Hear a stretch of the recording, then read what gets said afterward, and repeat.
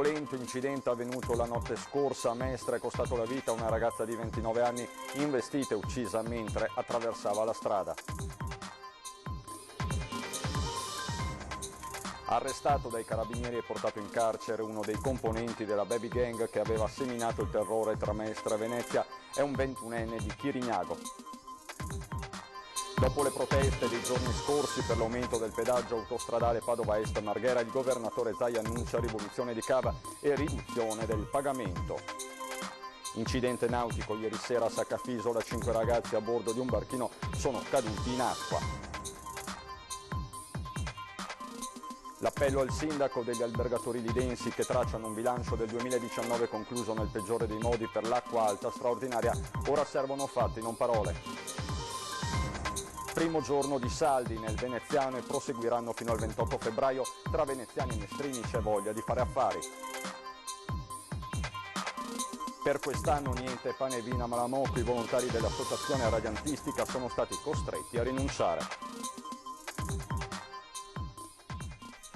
Bentrovati telespettatori di Antenna 3 Nord-Est per l'edizione veneziana dei nostri telegiornali. In apertura un tragico incidente avvenuto la notte scorsa a Mestre, a perdere la vita una 29enne studentessa universitaria.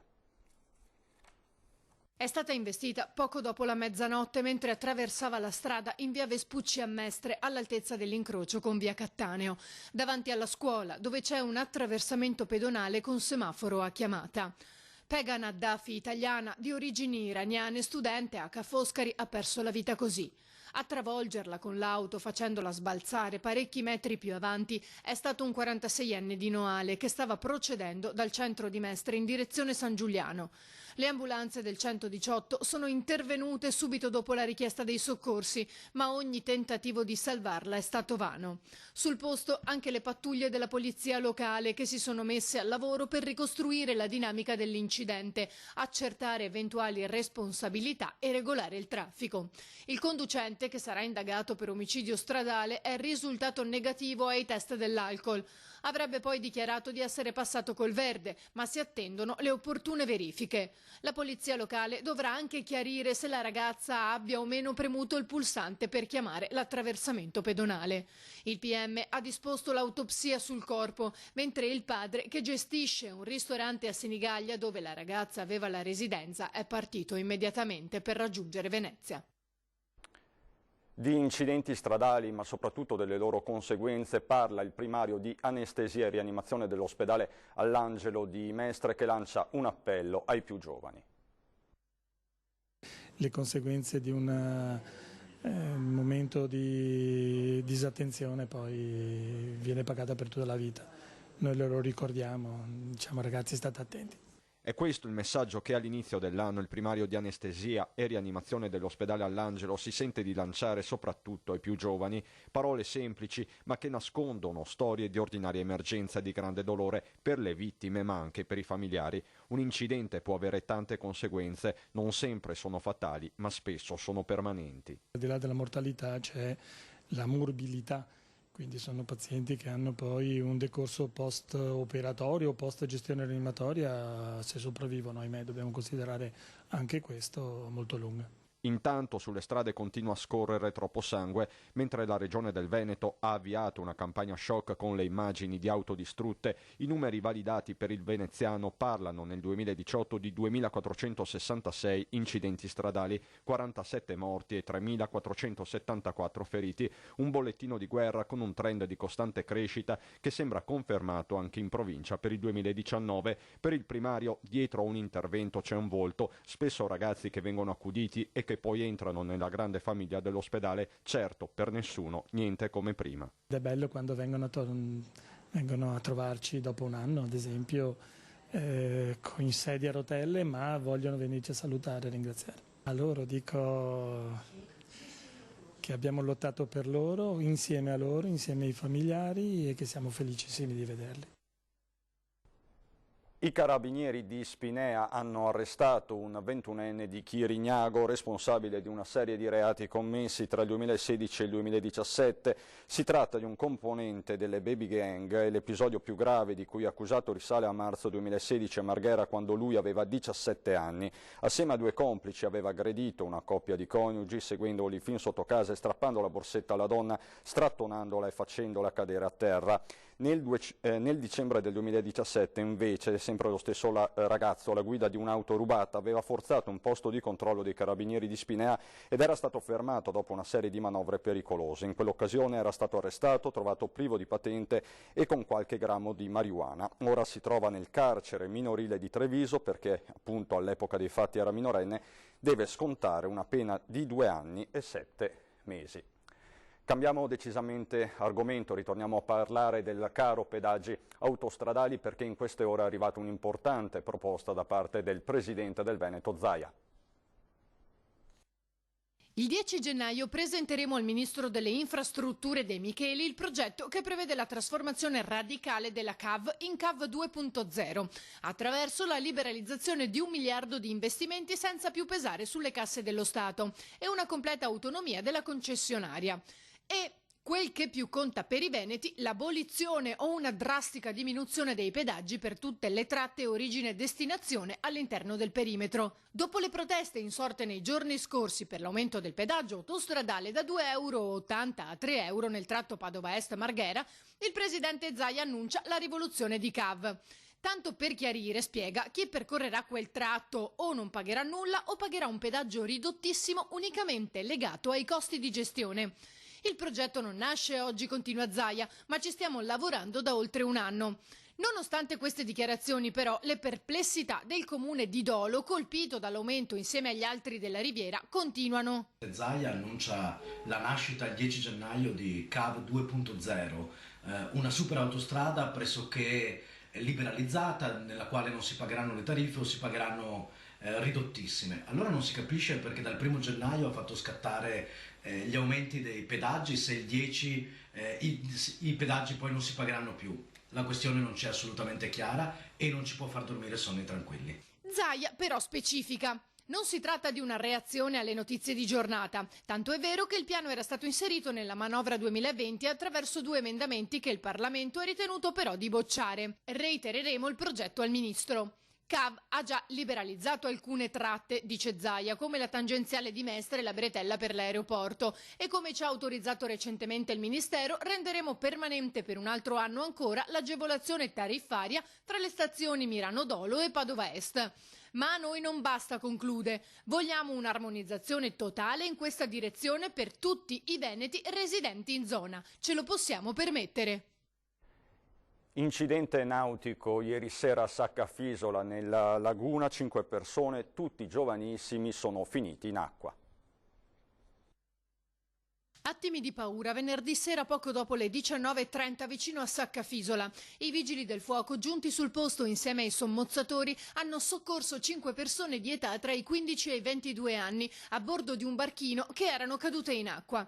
Contemporaneamente è giunto sul posto anche il personale nautico della Guardia Costiera per il recupero del barchino. Ancora non è chiara la dinamica dell'accaduto. Il natante potrebbe aver impattato contro qualcosa ed essersi squarciato, imbarcando acqua a seguito dello scontro.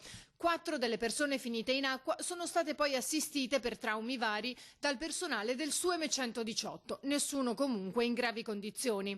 I 5 naufraghi sono stati poi recuperati da un vaporetto ACTV che si trovava in zona. Chiuso l'attracco dei mezzi pubblici a Saccafisola per qualche ora. Un accorato appello arriva dagli albergatori lidensi che tracciano un bilancio del 2019 contrassegnato dall'emergenza acqua alta. I grandi progetti, dicono, degli investitori privati sono fermi, ora servono fatti, non parole. Un invito al signor Sindaco, lo invitiamo a venire al Lido un giorno al mese.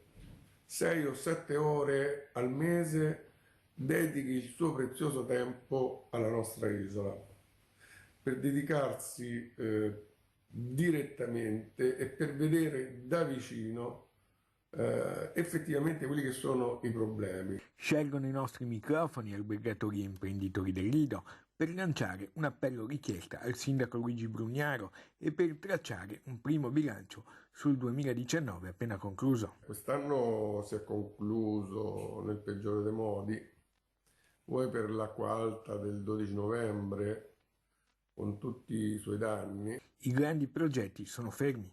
Tutti quegli autorevoli investitori sono latitanti. Amara la conclusione di Russo. Siamo riusciti, e questo sembra veramente impossibile, a far cadere il Lido di Venezia nell'oblio delle mete dimenticate o sconosciute. Tutto il non fatto, fatto male nel passato, lo stiamo ancora pagando. Gli imprenditori chiedono perciò all'amministrazione una scossa, come avvenne nel 2015 con la rapida risoluzione della voragine chiusa dopo la mancata realizzazione del nuovo Palazzo del Cinema. Il Lido ha bisogno d'altro, ha bisogno di quella scossa, quel cortocircuito di capacità e competenza che ci sembrava di aver colto e di aver visto all'indomani delle elezioni. Anche durante le vacanze sta proseguendo, grazie all'impegno dei volontari della Proloco, del Lido e Pellestrina, la distribuzione porta a porta degli aiuti alle famiglie colpite dal maltempo dello scorso 12 novembre. La solidarietà non va mai in vacanza, nemmeno a Natale. Anzi, a maggior ragione, è proprio in questi momenti che ci si dovrebbe ricordare di chi ha bisogno di un aiuto concreto. È davvero un bel insegnamento quello che arriva dai volontari della Proloco per Pellestrina. La consegna degli aiuti, con il coordinamento di Elena Costantin e Barbara Pitteri, sta continuando anche durante le festività. Non ci siamo fermati nemmeno durante le vacanze, abbiamo evaso tantissimi ordini di elettrodomestici e mobilio per gli abitanti di Pellestrina e continueremo a farlo grazie alle preziose donazioni di associazioni, enti privati e persone che veramente ci hanno aiutato tantissimo. Auguriamo a queste persone di poter ritornare alla normalità il prima possibile e siamo contenti di aver allietato il Natale. Sono stati i volontari, con le loro sole forze, a proprie spese e con le loro auto, a continuare a fare la spola anche più volte al giorno tra le due isole per la consegna degli aiuti. Continueremo ancora perché abbiamo ancora disponibilità di fondi grazie appunto a queste donazioni e finché non avremo esaurito tutta la possibilità che abbiamo non ci fermeremo, anche se questo vuol dire andare avanti ancora un mese o 2 mesi. Ringraziamo tutte le persone che ci stanno aiutando perché è fondamentale ricordarsi che senza il supporto degli altri non riusciremo a fare tutto quello che stiamo facendo. Non poteva mancare un augurio speciale a tutto il territorio. I prossimi appuntamenti adesso sono Lido in Love, vi aspetteremo il 14 febbraio al Lido di Venezia. Intanto un grandissimo buon anno, un buon 2020 all'insegna della solidarietà, dell'aiutare gli altri e di tutto ciò che è il nostro meraviglioso territorio. Primo giorno di saldi tra i veneziani e corsa all'affare. Saldi al via anche nel veneziano e dureranno fino al 28 febbraio. Una giacca da sci che avevo bisogno da tempo, un pile e adesso stiamo valutando un po' quello che c'è in giro. E hai trovato convenienza? Ma diciamo che alla fine, bene o male, 30% medio, che c'era anche la settimana scorsa o c'era col Black Friday, con gli sconti di Natale, quindi sì, dei buoni saldi quest'anno, però non così eccezionali come potrebbero essere. Scarpe, ho intenzione di comprare degli stivaletti, se trovo l'occasione sì. E nel frattempo hai già fatto qualche acquisto? Sì, calzini. Okay. Ed erano in saldo, hai trovato convenienti? Saldo al 50%, quindi sì, convenienti, io poi li uso sempre, calzini un po' particolari con le fantasie brillantine così, quindi ne approfitto. Non tutti però sono riusciti a fare acquisti con i saldi. Non sono andati in saldo, ho preso cose normali. Come mai niente saldo? Perché quelle che piacevano a me non erano in saldo, quindi ho dovuto fare così. Quindi praticamente secondo lei, secondo quanto ha visto, quello che viene messo in saldo? Non è perfettamente quello che piace alla gente. C'è qualcosina, non posso dire di no, però sinceramente io ho preso cose che piacevano e non erano in saldo. C'erano in saldo? Qualcosa che mi piace, giusto? Perciò va benissimo anche Però così. senza saldo? Eh sì, non tutto è scontato, ho trovato un'altra cosa scontata e sono contento. Confcommercio stima una previsione di spesa pro capite di 140 euro e 234 per nucleo familiare. Il presidente di Confcommercio Veneto, Massimo Zanon, ricorda l'importanza dell'iniziativa. I saldi, sottolinea, continuano ad essere una preziosa opportunità per sostenere il commercio di vicinato e per la clientela che tradizionalmente li attende per fare l'affare sfruttando le promozioni. In merito al dibattito sull'eventuale posticipazione del periodo di svendite, Zanon ipotizza: in futuro si potrebbe anche valutarla, ma in caso dovrebbe essere subordinata più che altro alla stagionalità.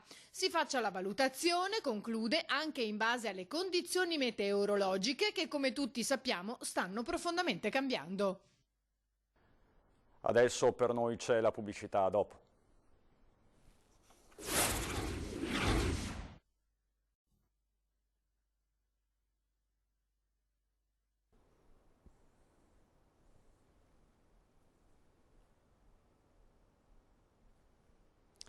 Di nuovo in studio per parlare di una iniziativa dell'Associazione Mestre Mia per salvare l'antica posta di Mestre, ma sentiamo di che cosa si tratta. Faremo una maratona via streaming su Facebook dove inviteremo tutta una serie di persone e questa comincerà alle 4, cioè alle 16 e terminerà alle ore 19. Saranno invitate moltissime persone, amministratori, politici, gente comune, presidenti di associazioni, chi si sente rappresentato in questo momento dall'idea di salvare le poste antiche. I mestrini sono determinati nel difendere le antiche poste di Mestre da decenni lasciate in rovina e non lasciare spazio al progetto del comune che prevede la costruzione di una torre di 7 piani. Nessuno vuole stravolgere, diciamo, gli intenti della proprietà, perché questo no, ci mancherebbe. Però sicuramente è un edificio che deve essere in qualche modo, non deve essere comunque abbattuto. Noi abbiamo fatto una petizione, abbiamo raccolto già diverse firme. Quante? Ma penso che oggi saremo sui 1200-1300, sì. Sono sempre pochi. Vorremmo fossero tante di più. Il mio appello è quello, chi ci segue, di firmare questa petizione. E la nostra azione in questo momento come Associazione Mestre Mia, ma parlo a nome dei comitati, e sono tantissimi, non è rivolta contro l'attuale nostro sindaco, assolutamente, ci mancherebbe altro. E quindi se c'è qualche dubbio in merito, insomma, che venga dissipato. Il dispiacere grande è che quando i cittadini non sono ascoltati si crea un livore, acredine, e questa è la cosa brutta, perché automaticamente ci si divide ed è un peccato, perché le poste antiche in questo caso è un bene comune, è un bene della città. C'è una rievocazione storica, sono morti i nostri, chi ha lottato per la libertà.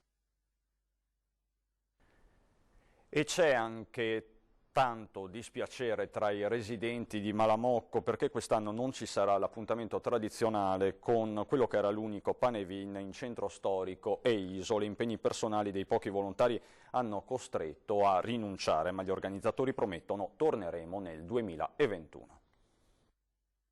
Per quest'anno niente Panevin a Malamocco. I volontari dell'Associazione Radiantistica Malamocco, che dal 2011 promuovevano questo appuntamento con grande impegno e passione, sono stati costretti alla rinuncia. Si perde così l'unico Panevin del centro storico e isole. Quest'anno, causa problemi personali di molti soci, vista anche l'emergenza dell'acqua grande, che sono stati coinvolte molte abitazioni degli stessi soci o hanno dovuto intervenire per ripristinare i danni alle famiglie, si è presa la triste decisione fino all'ultimo, rinviata fino all'ultimo, di non fare il Panevin. Una scelta presa a malincuore, ma ci siamo resi conto che come ogni anno questa attività costa molta fatica sia in termini di tempo che di prestazione fisica, e sottraiamo spesso tempo alle famiglie, ai nostri figli, essendo sempre in pochi volontari. La promessa è quella di riprendere il Pane Vin nel 2021. Il prossimo anno senz'altro lo realizzeremo, riprenderemo la tradizione come sempre. Siamo anche fiduciosi, visto che quest'anno ricorre i 25 anni di fondazione dell'associazione. Faremo varie manifestazioni, iniziative, e tra queste anche dobbiamo organizzare dei corsi per l'utilizzo della radio agli scout, e magari durante queste manifestazioni coinvolgeremo la gente con la nostra passione per l'utilizzo della radio e delle telecomunicazioni. Un ringraziamento dei volontari della Radiantistica Malamocco va davvero a tutti. E siamo anche stasera alla rubrica Il vostro presepe. Potete vedere in sovrimpressione i numeri e la mail a cui potete inviarci le immagini della vostra natività. Se non potete riprendere o inviarci delle foto o dei video, contattateci e verremo noi da voi. E a proposito delle immagini del presepe, prima di lasciarci al meteo, questa sera vediamo insieme il presepe realizzato da Eva e Michael di Noale. Buona serata.